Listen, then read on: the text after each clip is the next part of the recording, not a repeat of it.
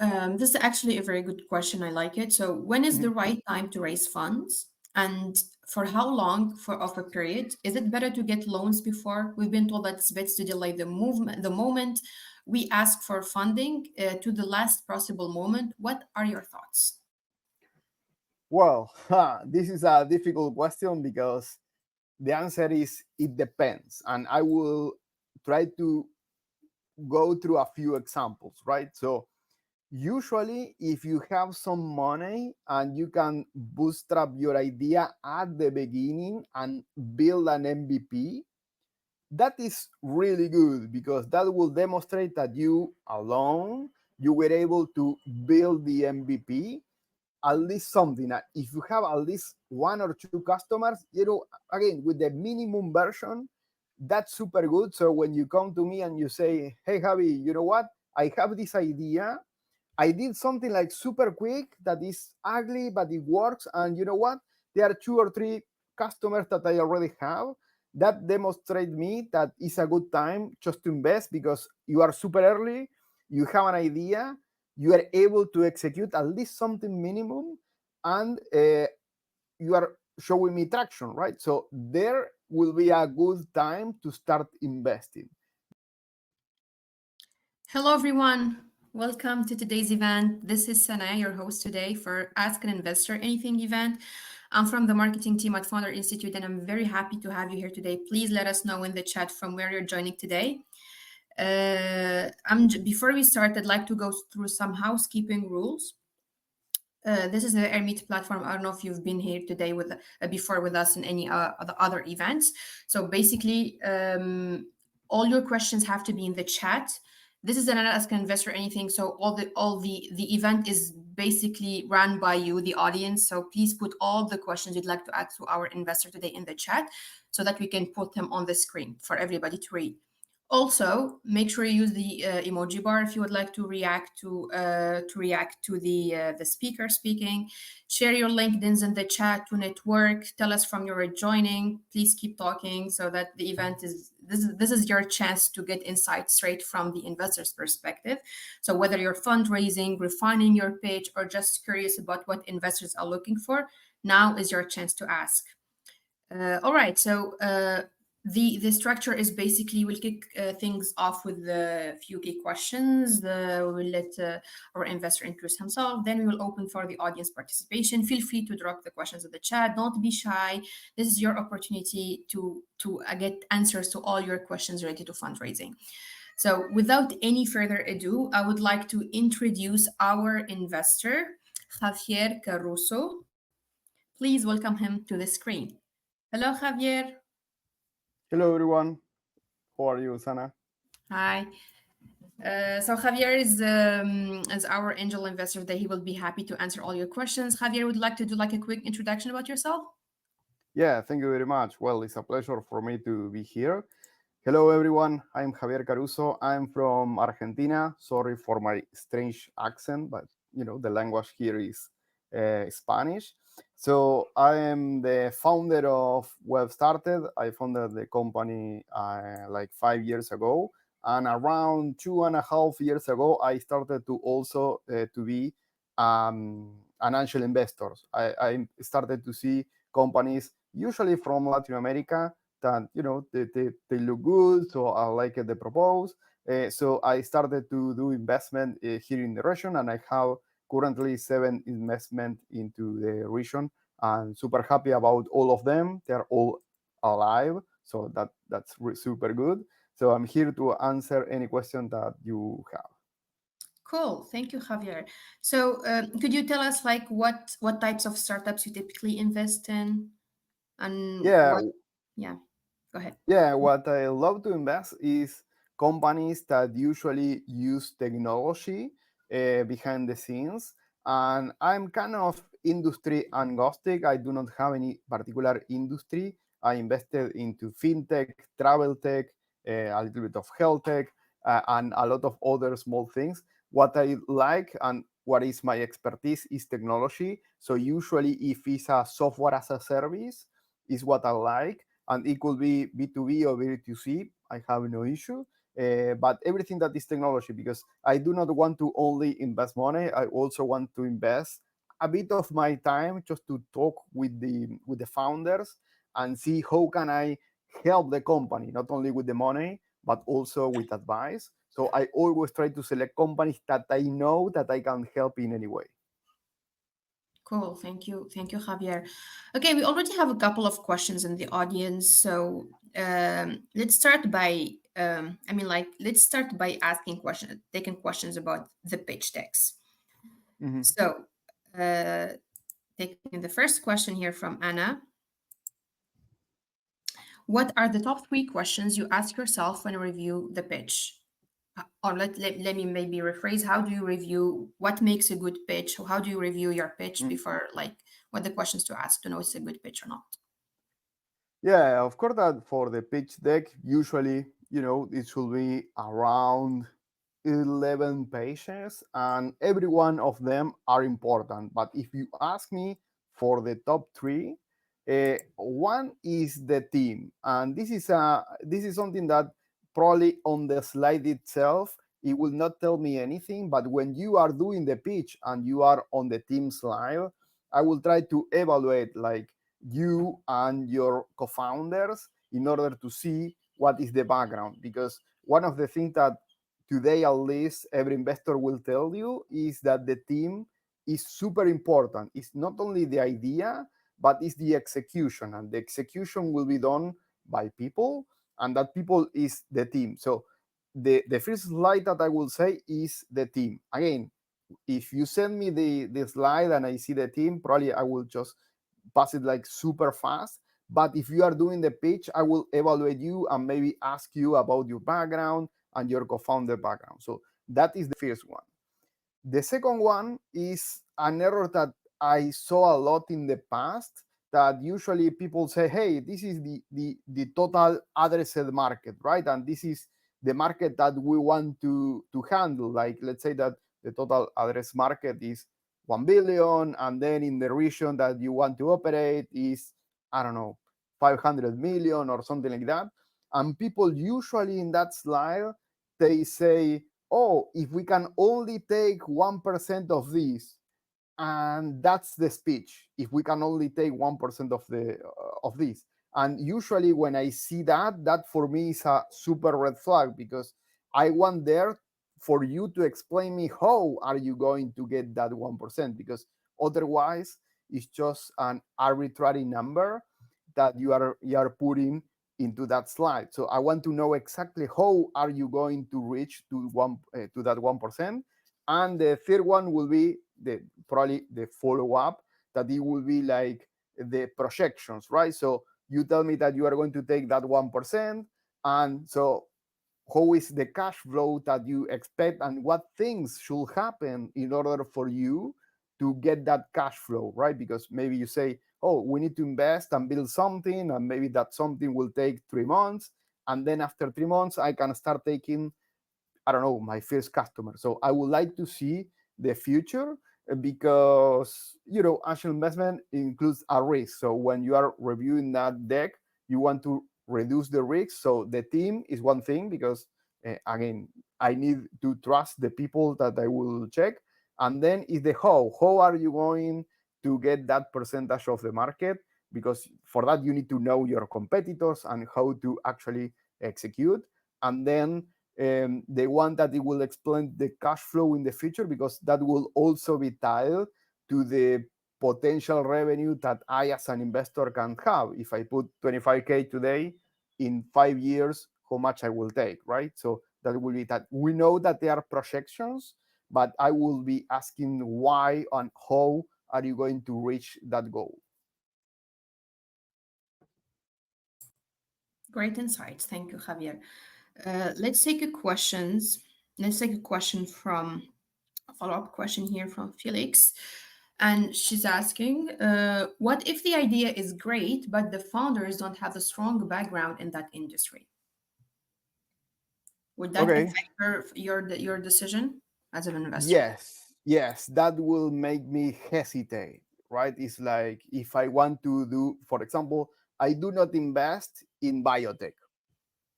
Why? because I have no clue about biotech. And usually everything that is biotech related is super complex and it's something that I do not know and I'm not an expert.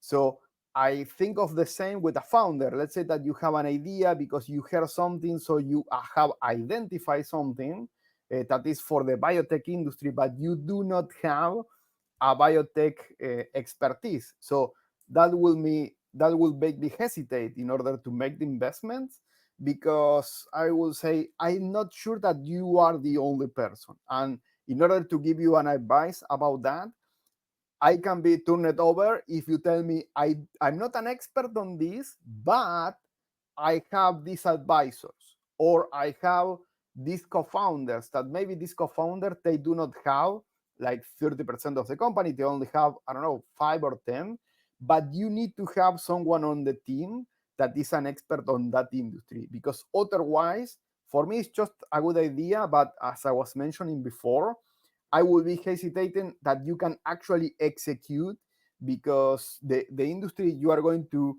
probably do and find things that, you know, if you know the industry, you will know that you should not do it that way. So it's not a no, but it's a hesitation. And I will ask, okay, which one will be your advisors or your co-founder? So you need to balance that in order to reduce the risk.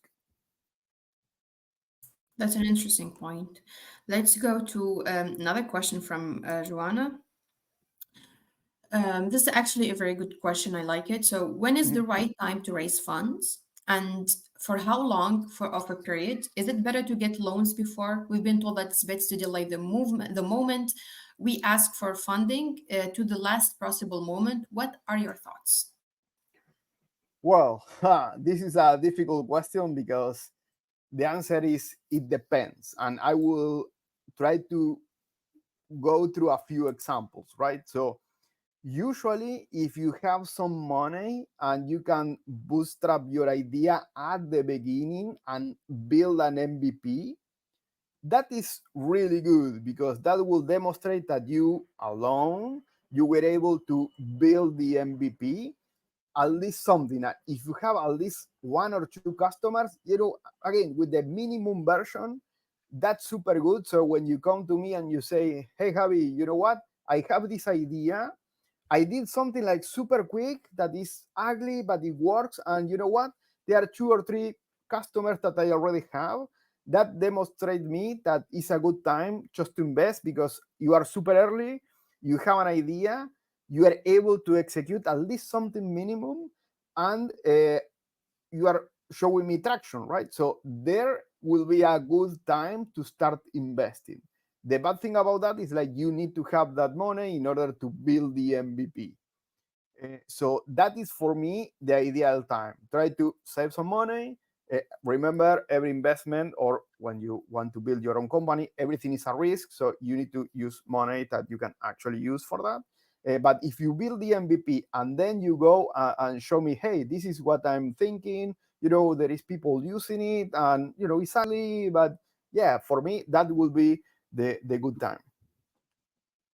I can give you a more longer answer, but I think that with that will be the most Yeah, we important thing. still have a lot of questions Okay, already. okay, okay. So, guys, for those who are not putting their questions in the chat, go through the Q&A section and upvote your favorite questions so that I can know which ones, what the questions are most wanted by, like, wanted to be answered. So there's an upvote button next to just on the bottom left. Okay, so there's a good question here from Randall. So, how do VCs or investors go about finding startups or entrepreneurs to invest in? Do you actively search online via certain platform or message boards, or are there enough startups applicants directly to you? Okay, for this, I will separate me from the venture capital, right? Because probably they are just two separate processes.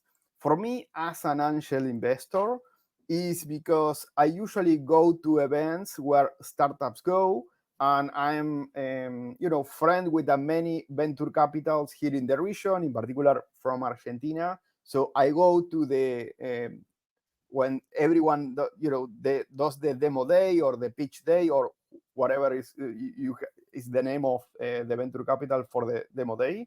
I go there and I take a look. I hear, and maybe I will ask a few questions. So my main source for startup is joining a demo or a pitch deck or a pitch meeting from another venture capital.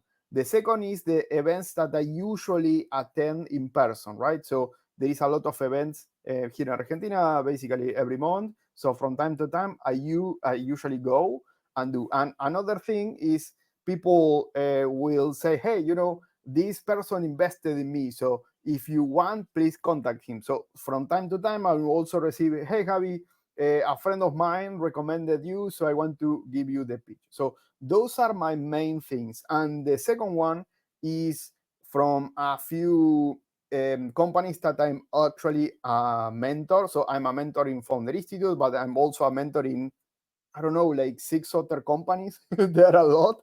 So there are companies that they allow me to invest, and there are companies that they do not allow me to invest. The companies that they do allow me to invest is a good source of candidate. And I created a web page that, please don't go because it's ugly, but it's called Webstarted Ventures. Actually, I don't know if it's even online. So there I was putting some of the investment. I think that I didn't put the last ones. So that is my first thing. But it's different the answer if you are a venture capital. So usually venture capital, uh, first venture capital talk to themselves. I don't know if you know this, but if you go to a venture capital and you do a pitch and you do a really good pitch and the venture capital invest in you, even if it's a super small amount, probably that venture capital will also send your pitch deck to other venture capital. Why? Because the venture capital, what's the main idea for the venture capital? Well, just to other venture capital to invest. So if they really like your idea, they are going to also resend that to another venture capital. So there is something that you do not need to do anything basically. If you are invested, probably that venture capital will send it to another. And a lot of venture capital in their web page, you have a place that you can put your pitch deck and a lot of other information. There are a few companies that they just ask you 3 questions and that's it. There are pages that they ask you like 20 questions. So there are a lot of different ways of doing it. Those are interesting insights. Thank you, Javier. Please. We have a question here from that data. What type of business stage do investors value most? Will investors invest in early idea stage product, and how to find investors at this early stage? Okay. You will have different type of investment. The most common one, I think, from my point of view, is the early stage, at least in the region that I mean. Why? Because the early stage investment are the ones that they are more risky because they are just starting, so you do not actually know if they're going to have good traction. But if they do well, you can make a lot of money because you invested super early and probably with a lower valuation that all the other investors that they follow up, right? So the early stage, there are a lot of companies doing that just because the thing that you can earn with that is super great. So if you have a good team, you have a good idea, and you have a good traction, and you come to me and you say, hey Javi, this is everything, and I super like the idea. For me, it will be the best time to invest because I will invest in your company maybe when it's valued at $3.5 million, and I know that in the next round you are going to go for 10, right? So I already more than double my investment. Of course, that is not direct, but something like that. So the early stage is really good, but you will also later you will find that there are venture capital that they do not invest in early stage. There are some venture capital firms that they only invest in series A, for example. Why? Because they do not want to take the risk to invest super early, but actually they do not want to be super late. So they are venture capital that they only invest into series A or only invest into pre-seed or even seed. So usually how this goes is you need to start with with usually with family and friends, just to get some money, build your MVP, go to angel investors. The angel investor will give you some money. You can just improve your MVP, and then you start looking for pre-seed and seed venture capital firms. You are going to find the money will not be so much usually on these stages. And if you do really good, after that you can go to a venture capital that is Series A, and usually the companies that they invested you into the pre-seed will also put some money in the Series A. Okay, thank you. We have a question here from Kunal. Most investors in recent times require to see traction. From an angel investor point of view, what is the most important? Team, traction, interest from VCs or other investors, MVP, etc. Um, for me, for the angel investor, as I was saying, the team is the most important one because the traction, maybe you do not have it because you have a really good idea, but you haven't built your MVP. So for me, the team is the more important. And this is something that is not me who is saying this. There are a lot of investors saying this. But if you have a good idea, but a bad team, it's a bad investment, right? Because the idea is great, but if the team cannot execute or you do not trust the team, usually you cannot do anything. But if the team is good and the idea maybe is not so good, you can still tweak the idea because the team will be good. So, this is not my words, they're words from other people, but I really believe in those. So for me, that is the more important. And that's why I started saying that the team slide, the slide itself will not tell me anything, but when I talk with you, I need to get that feeling that I trust you, that you know what you are telling me, that when I ask you a question, you are going to answer super fast because you know what you are talking about. And regarding the traction itself, it's something that the risk, right? If you tell me that you have a super good idea, but you have zero traction, there are a lot of super good ideas that they end up in, nowhere basically, right? So if you show me traction, it will make me more secure to invest. And the same, the venture capital will not be so hesitate because you prove that you have at least some market fit, right? That is what you will be looking at these first stages, because a lot of companies, maybe they seem to be a good idea and maybe they are a good idea, but you need to also find the people that were able to pay for that idea in order for you to generate revenue. So that's the thing with traction. Usually, a lot of venture capital today, they are asking traction because there are a lot of companies. So if you need to decide from a company that has traction and another company that if they doesn't have a traction, you are going to go for the one with traction. Yeah, correct. Let's take a question from Christine from Egypt. So, with the AI space becoming increasingly competitive, how do you assess whether a startup has a sustainable competitive advantage? Okay, interesting one. And for this, I will give you again my personal answer. In particular, I do not invest in AI. And let me tell you why. Because AI as a product is something that you will need a ton of money in order to do something that is really good. Because you have a ton of competitors outside, and as you can see, you have like on the recent months, you have DeepSeek that came and everyone is talking about DeepSeek, and it's something that just spawned from nowhere, let's say, and then everyone is talking about that. So projects that they are AI based, I do not invest just for that, because you do not know if tomorrow one of the big competitors will do, oh, you know what? So this is really good. So I will do something about this. And they're going to probably, eat your market.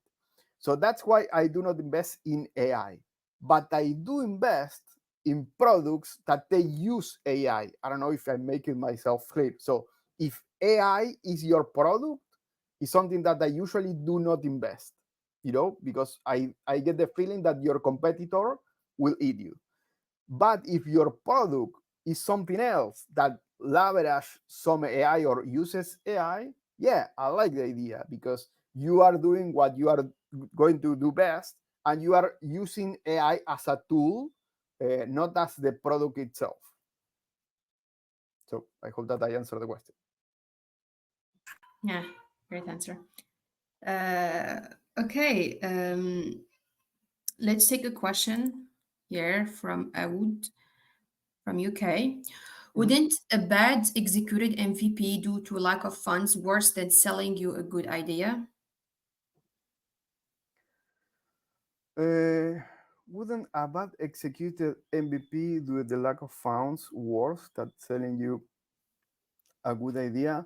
I think that it depends, because when you build the MVP in particular, you are not, sorry, I think I do not have the English word that for what I want to say, sorry.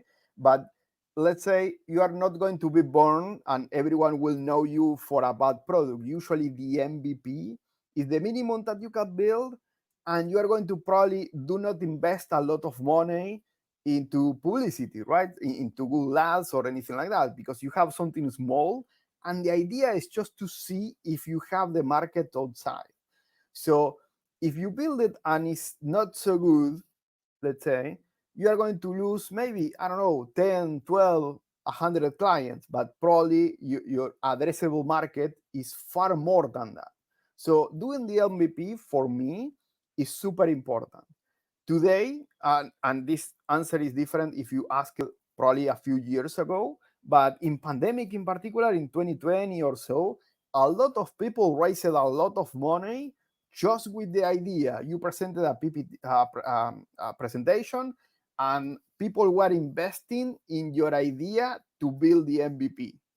Okay, but today, at least the last 3 or 4 years, yeah, 3 years, I think at venture capital they started to be more close and to take less risk, so they are not investing in companies that they do not have the MVP. And again, you should never build a bad MVP. You should do your best with the funds that you have, and maybe don't call it an MVP if you still do not feel that is super good. Uh, Call it maybe a proof of concept or something like that, that is even earlier than the MVP. And that way you can have a little bit of both. Okay, building on that question, there's another question about MVP here from Moro from United States. So, what types of MVPs do you find interesting? Like clickable apps, videos. What makes an MVP an MVP a good MVP? Okay, for me, when you are going through the presentation, you are trying to pitch me a problem and a solution, right? So it's super, and this is important, but a lot of time the solution doesn't fit the problem, and is even the, what I'm trying to say is, like, there are times that companies are presenting a solution to a problem that doesn't exist or that they just made up, right? So you say, hey, I want to build this because I like it, and then you are trying to find a problem for the solution that you are building, right? So that's the thing that I want to get rid when I see the MVP. I want to see that the MVP is something that works and is the solution of the problem. So if you show me a working MVP, meaning it's something that you maybe hire a full stack developer, assuming that your solution is a technical one, right? So you hire a full stack developer, and you have something that is on the web that I can actually browse and use. That's the best thing that you can do, because otherwise, if you show me a video or if you show me another tool, it's just, not the MVP. It's probably the prototype of what you want to build, and usually that, is something that, yes, but I'm not so sure. So for me, the MVP will be something that I can actually use. That is what I call the MVP. All the other things, they are kind of, prototype ideas. I want to show you how this is, what will be the user experience, but it's not the actual MVP, because people cannot actually use and consume your product, right? So for me, when you call the MVP, try to see something that is working. Otherwise, call it prototype. Okay, interesting. Let's take a question here from Nick. from Houston. So, how would you recommend structuring the company to make it most attractive to investors? And at what stage do investors typically find it most compelling? Is it in the early traction with a couple of customers, or maybe 6 to 12 months of execution and growth? Okay, this answer is very broad also.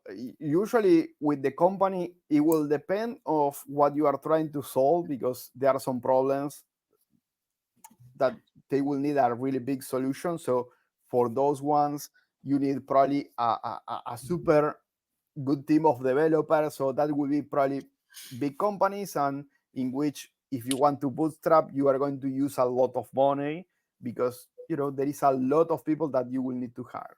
Usually for super early stage, you are talking with a founder, maybe with 2 or 3 co-founders. You can be a solo founder, but usually when there are 2 or 3, people feel more comfortable, because it's not only one person that I'm investing into this team of 3 people. So let's say that you have a team of 3 co-founders, and then you have maybe 2 or 3 developers working for you, so a team of 5, 6. That will be something that is interesting. Otherwise, you are going to be, as I was mentioned, not the MVP. I will be just investing in an idea, and you need to work a lot more to convince me for that idea. And another thing that you can do also regarding the team is put the advisors, right? So maybe you do not want to give some percentage of the company, but you have some people that is more well known than you in the industry, and you can say, you can talk with them and see if they would like to be advisors, and maybe you can give them 0.5%, 1%, or something like that of your company. But that will also, you know, relaxes me a lot, because it's not only these 3 guys, it's also advisor, and I know this person, or I can talk with this person about the idea or the execution itself. Okay, so let's take a question here from Hall. I'm started in the US and I have been amused by how many Europe based funds are and reaching out to invest in us. How should we think about investors outside of our country? And this actually is not only a US case. I think a lot of people from other countries they get investors reaching out from different regions. So Mhm. I guess it's a good question to answer. Yeah, okay. Um, I'm not a legal advisor, right? So I cannot speak for the legality or not of investment, because that will depend on which country is investing you, and which country and the rules. So I'm not an advisor about any of that. But for me, I like that, because let's say that you are from US. So in the US, you probably will have a super addressable market. But then if a company from Europe want to invest in you, that's good, because how do you reach to a company in Europe? Probably is because you did something good, right? So that company noticed you and wants to at least have a talk with you. And the second is, if they invest in you are going to probably address another market earlier than you expected, right? Because if you only receive money from the US, probably they're going to push you to open the market first in the US. But if you have another investor from Europe, the good thing is, like, the investors, in particular the venture capital, when they invest in you, they will not only give you money, they will give you all their contacts, right? So if they invest in you, they are going to say, oh, if you want to do this, talk with this person. You have a doubt about, how this should be, regulated in Spain or France or wherever, talk with this lawyer, because he's the expert. So I think that if you receive investment from other countries, you can have this diversity of things that it will help you to grow faster. The only issue will be, like, if you want to address the US market and a company from Europe is pushing you to open your market in Europe, maybe, at that point, super early divide and conquer is not the best, because probably at the beginning you need to be more focused. So I will take that call and explain my plan, right? So, hey, I'm not planning to open Europe right now, because I need to finish this first in the US, and maybe in, I don't know, 8 months or next year, I would like to open there. So be clear about, but at least take the call, because it's really good that you are being noticed in, another places. Okay, thanks, Javier. I just want to let everyone that I know there are a lot of good questions in the Q&A, but I'm trying to select the questions that can benefit everyone. Some of these questions are pretty niche, so maybe if your question doesn't get showcased in the live session, you can ask Javier later on in the networking lounge. Because after the main session, we have a networking lounge. Javier will be there. You can ask him all your specific questions. Okay, let's take. Okay, let's take a question here from Christine. So, what are the most common exit opportunities for fintech startups? Or you can answer about startups in general to not make it a specific question. And what makes a startup more likely to be acquired or go public? Well, this depends a lot on the market that you are going after, right? So if you have a fintech in this particular case, you are going to probably be in some kind of, niche. You are going to be working with loans, you will be working with crypto, you will be working, with credit cards. So you are trying to um, work on a solution for a particular problem. Uh, if your solution is already done by another company, what you will be looking is like try to make some noise in order to start acquiring, your company's clients, let's say, in order to be noticed, and maybe that company will buy you, right? Because if another company is super big and you are just stepping into their shoes, they're going to probably buy you at that point. And I don't know what was the second part of the question.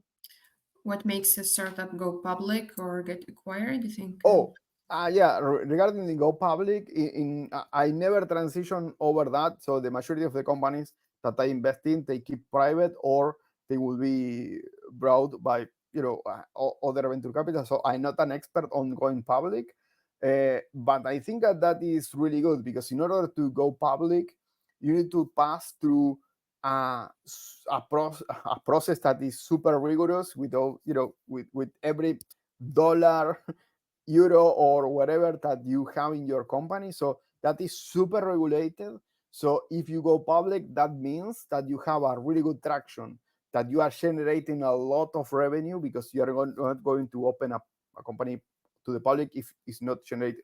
There are exceptions, but so going public, I think that is really good. But usually, if you are in a super early stage, my point will be, don't think about going to public. Maybe a few investors may ask you, the exit strategy, but usually an investor will be expecting for the company to be bought by another bigger company. So when I'm looking at the slide, I will be, checking out your competitors. And usually the exit strategy is not something that I usually see, but investor might ask, yeah, what do you think? What will be your exit strategy? Because maybe if you tell me, no, I want to work on this my whole life, I will say, okay, if you work on this your whole life and I put a lot of money today, when I'm going to receive,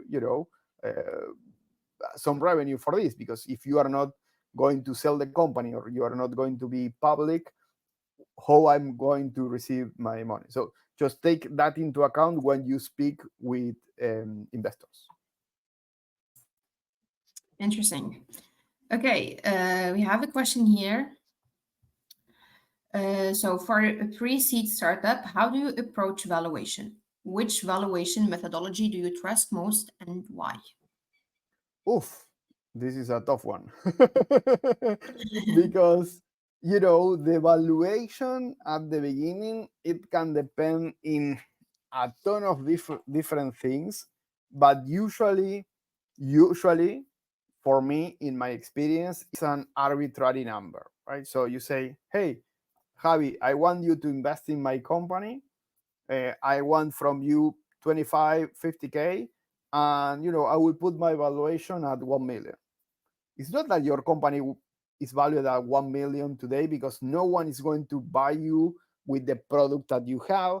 at 1 million. But at the same time, if you are a pre-seed company, you cannot for 25K or 50K give me 30% of the company, because that is bad for you and for me. If you give me 30%, that means that on the pre-seed round or on the seed round, you do not have so much to leverage in order to percentage to give. So be super cautious about the percentage that you give to companies and investors, because yeah, that will be bad.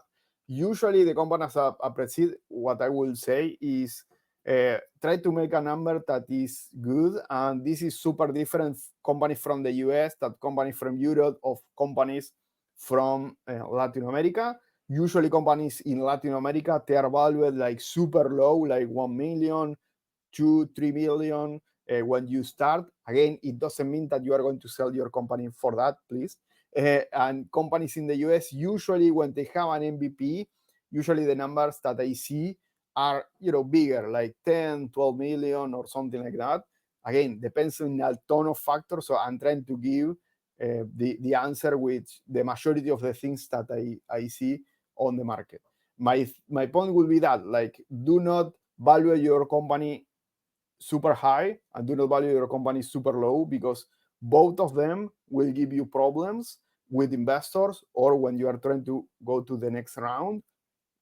And you can also ask for advice to some angel investors or even venture capital, because there are a few venture capitals, all this in Latin America, that they say, hey, if you apply for me, like if you want us to be your investor, we are going to value your company at 1 million and we are going to put you $100,000. And you do not have leverage on that, right? So it doesn't matter if you think that your company is valued 10 million. That venture capital, I think Y Combinator actually does this. So they have like a value that, I don't know, if 1.5 million or something like that, and they give you a fixed amount. So they want to keep also this percentage of your company. So try to look for advice, and it will depend a lot if you have traction or not with the valuation of the company. Interesting insights. Thank you, Javier, for your answer. Um, okay, so let's take a question here from Dara. Do you invest in solo founders, and how to overcome the hurdle if investors do not want solo founders? Okay, I never invest into solo. Oh no, actually, I invest in a solo founder, but because the investment, it was super low and the risk was also super low because he already had an MVP. But yeah, if you go to a venture capital, think about this. It's like you are the only person that will receive the money and the only person that will take decision. Of course, that the venture capital will want to join and to advise you, but you are going to have the majority. So if you have some idea that is super crazy idea, there is no one for you or no one that it will tell you no, or at least to discuss. So that is the risk with the solo owner. So and again, you need to be an expert on the industry that you are working on, because otherwise, as we were explaining before, if you are not an expert, yeah, I can invest in you. So having this variety, it helps a lot. And usually what we see is, if your solution is technical, like a software as a service, usually you will have a co-founder that is like the CEO or the one that knows the industry, but you will also have another co-founder that is the technical person, right? So probably the technical person is not an expert on the industry, and the people and the founder that is an expert on the industry is not a super technical person. So that's the variety that you would like to show. If you are already a solo founder and you are thinking into, do not hire a co-founder, I will at least talk about that on the presentation, right? So I don't know if I want to put a slide, but in some part when you are talking about this, or even if you have the team slide, that it will be you on the top and maybe your developers, explain that you are a solo founder and why you are a solo founder, right? Because hey, I didn't found because it's always a reason about why. I'm a solo founder. I have my company and I'm a solo founder. So don't get me wrong. I love to be a solo founder. But if you go to venture capital, yeah, they are going to ask you about why, because they do not want to put all the money depending on only one person. Okay. Let's take a question here. Based on your experience, what KPIs are the most important? Like, Um, example, community-driven business, in a community-driven business. oh, okay. Or we can answer in general. I mean, like, what are the KPIs that investors like to look to when they're making their decisions? What do they like to see as KPIs? No, I think the first KPI, well, depends in a lot on if you have the MVP or not, and if you have some traction. But if you have some traction, the most important one will be, the revenue that you are having right now. But if you buy and sell product, it will be, the percentage of the cut that you have in every of your sales.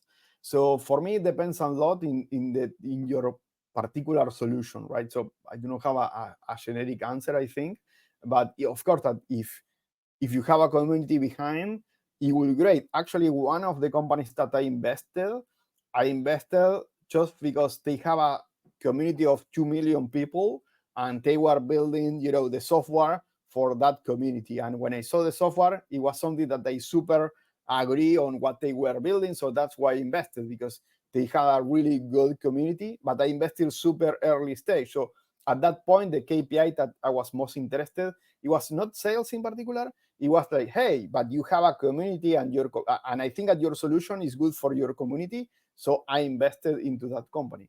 But if you tell me about, if you do, let's say, I don't know, travel, or if you do fintech and you have something, yeah, I will see how much are your projections are going, and usually it will be money, right? So how much revenue do you think that you are going to have with the percentage that you are taking?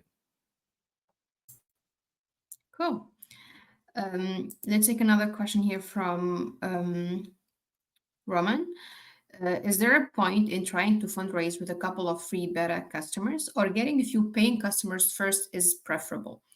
The context, he's giving the context here. They're a team of two first-time founders, B2B SaaS product, currently developing an MVP on their own.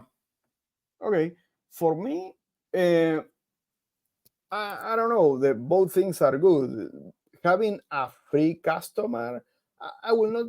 I'm not sure if I will say, a free forever customer. I will say, hey, this customer will be free for the first year or the first 2 years, because having a customer that likes your product will give you a ton of feedback, and that is what the MVP is for, right? So you are proving that your idea works, but also you have a really good and clear channel of communication with the one using the product, right? So if you ask me about, hey, it's good to have a free customer, my answer will be yes, it's good, because you are going to have a ton of feedback, and probably that customer will love to give you feedback about that.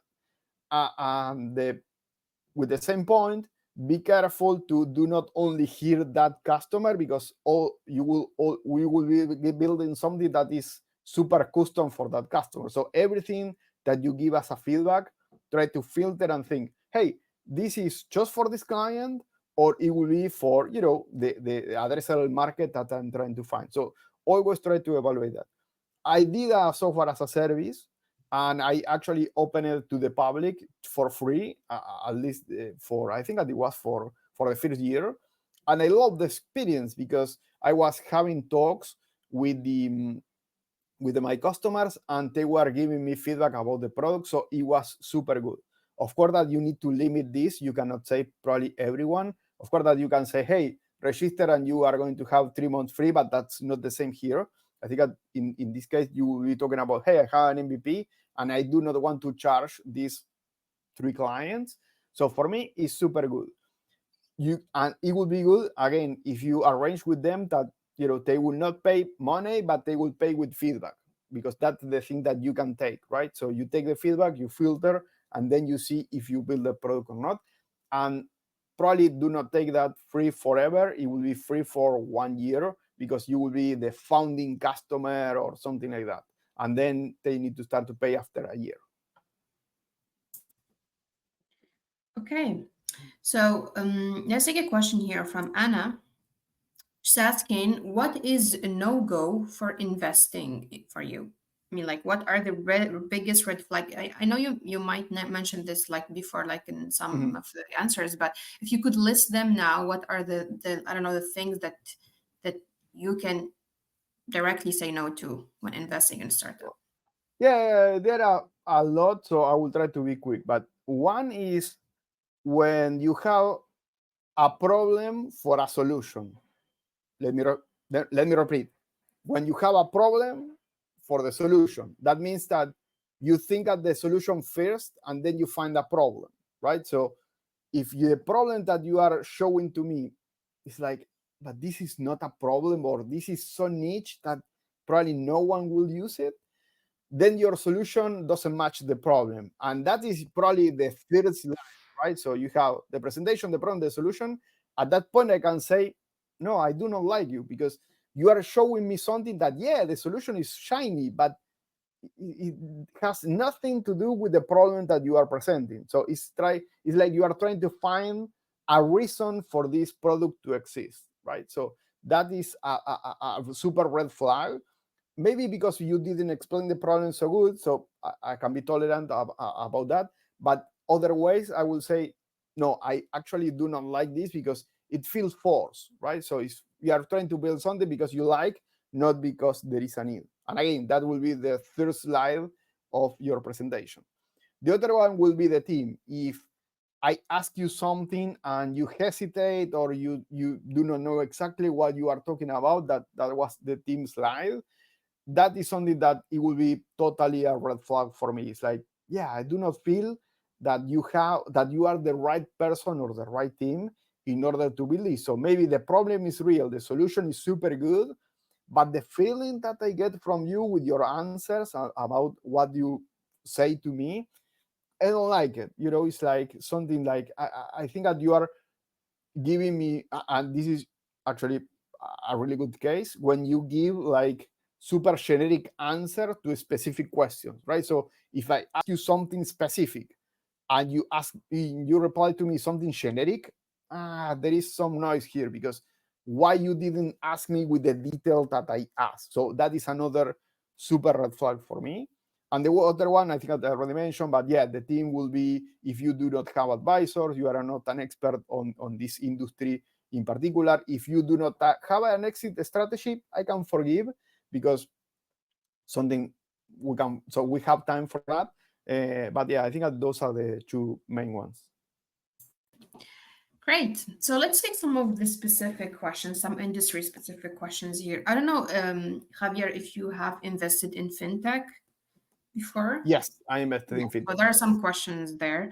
So let's take the first one, the one that has like the biggest number of upvotes here. So, what key market trends and indicators make a fintech startup an attractive early stage investment? For me, I think yeah, I will probably, my answer will be super narrow to Latin America. So probably, this is not because I do not have a super great view about Europe or maybe even US. I work with fintech in Latin America, but in Latin America there is a lot of um, restrictions or things that you cannot do, or credit that you cannot access in particular. So in Latin America, a lot of fintech companies that they try to address that, they have been a super huge growth, like super fast, because I think that there is a really good demand for that, right? So for those in particular, there is a super high demand. So if you do something good related with that, you have a lot of competitors. But actually, if you do something that is a slightly different, is super fast just to get more customers, because usually the customers, for what I notice, they do not marry with one solution, right? So, oh yeah, I'm using this, but if I see that this other thing is better and shiny, and oh no, this is fintech, so there is money, so it should be trust. But if I trust or I see that, yeah, this can work, I will go there. Okay, building on that, what are the revenue models in fintech, example transaction fee, subscription, lending, SaaS, are most appealing from an investor's perspective? I think that this will depend a lot of in the investor. The transaction fee, for example, is something that is super common, right? So your user will be do something and you take a cut. But for me, it will be if the percentage is right, right? Because there is a lot of companies that they are asking a, a ton of percentage fee for that transaction. And in that case, it's like me as a user, sorry, as an investor, I will say, hey, if I'm a user on this platform, do I like that percentage? Yes or no? So I think that you should be looking at the competitors about what they do, because in fintech in particular, the transaction fee is super common, right? So you do something that basically you will take a cut.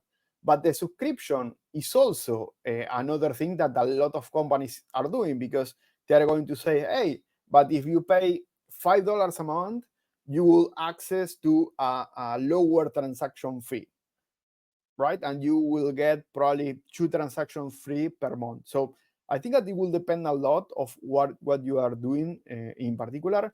And about lending, I think that there is a lot of risk involved into lending. So when I invested into fintech, I didn't invest in companies doing that, at least not at the time or the point that I invested in, because that is a risky business, I think. So probably when you start with that, I will say, yeah, this is super difficult, at least for an angel investor. And in another part of the answer is you are in fintech. I see that there are a lot of companies today that they are specific, like venture capital or even lenders for lender companies. So what do I mean? If you want to do a fintech and you need to do lending, you will need money for that. And there are companies that they are not actually venture capital. They are companies that they will lend you the money to do the lending, right? So you need to also investigate that. So if you show me something, I will ask you, okay, but how much money do you need for that? Because I want to get a really good sense, or how are you going to get this money? Because lending in particular for me has a lot of risk involved. Okay, so we still have like a couple of minutes. I'm just gonna end by asking you questions that are related to you, Javier, as an investor. Yeah. I'm just gonna read them now because there are 3 or 4 questions that are asking about your investments. So someone is asking if are you interested in investing in North African startups? Right now, I do not know what to tell. For me, the startup is the startup wherever it is. So I will need to see in particular the solution. And it's not a place that I went. So I'm not an expert. So it's something that is super niche. I will say no, but it's something generic that it can expand. I will say, yeah, totally open to that. Okay, another one is asking what is the range of your average investments in terms of numbers? Yeah, for me, this is Latin America, so my numbers are not super high as you would expect in the US. For me, it's 25K, so that's the number that I feel comfortable. But if you are looking for angel investors in US, usually you are going to see like 50, 100, so that's more normal there. Okay, so there are other questions about the check sizes. So, yeah, okay. So I think we should close up with the main session. Thank you, Javier, so much for all the great answers and the great insights. Everyone, you will receive a recording for this event. So whether you're here or you attended it just in the beginning, you will receive the full recording as long as you're registered at the main link. Our team will share in the chat right now. Thank you, everyone. Thank you, Javier. Do you have any closing sentences, any advice you'd like to give to early stage founders? I think, being a founder is a risk because you need to invest a lot of money and time, but if you can do it, I love it. So Yeah. keep doing it, even if you see the wall, try to break it, because if you have a really good idea, you just need to find your partner. And I already put on the chat my personal LinkedIn and a post that I just did if you want to give it a like. So nothing. Thank you very much, everyone. Yeah, thank to you, Sana, for the coordination and Thanks, the Javier. fundraising thing. So will you be able to stay a couple of Yes. minutes for the networking? Great. So Yep. everyone, Javier will be at his table. You will find a table with his name and picture on it. Join the table. If you have, I've seen like a lot of specific industry specific. Some people are asking about their companies specifically. So we couldn't like put that on the main sessions because some Okay. people benefit. So feel free to ask Javier, feel free to connect with him. And thank you for being here today. We have more events like this one, more AMAs like coming up every month, every weeks. So make sure you're on our landing page to see all our updates there. So have a great night or day whenever you are, and see you when it's working. Thank you, Sana. Bye.